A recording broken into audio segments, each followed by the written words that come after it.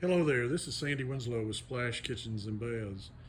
A service announcement for all of those and us that are sitting at home wondering about what we're going to do with our time and our homes during this lockdown that we find ourselves unfortunately operating under. This video, short video, will be how to adjust a cabinet door and drawer. Both have different types of hinges, and oftentimes they get out of adjustment with normal daily use. So Darren is going to help us video this. Darren? Okay.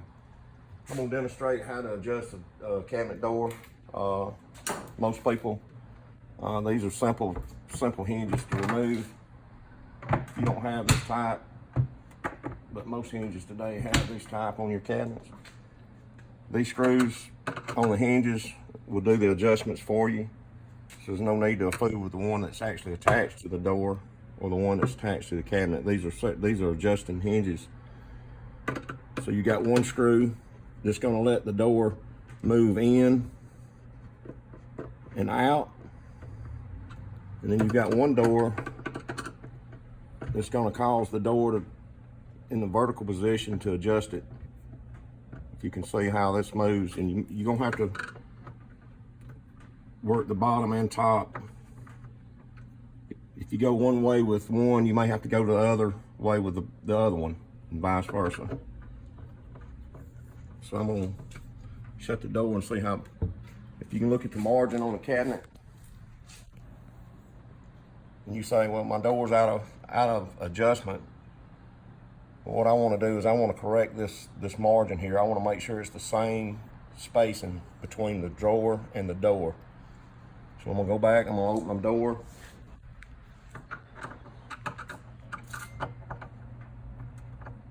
And I'm going to turn one, and you can shut the door back and go back and look and say, well, that ain't quite enough. If you run out of adjustment on the one that you're dealing with, you can always drop to the top, and that looks pretty good. My margin looks consistent all the way across. Now, had I run out of adjustment on the bottom, I could go up to the top and move it.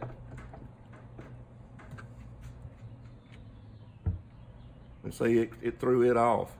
So therefore, it tells me that I don't need to fool with the top adjustment. So I'll go back to the top hinge and I'll bring it back.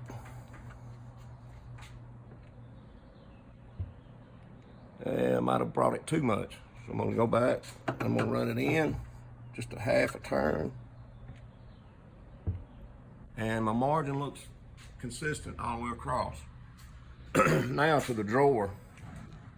These drawers have runners on them. Quick releases. That's right. Those From are underneath. Yeah.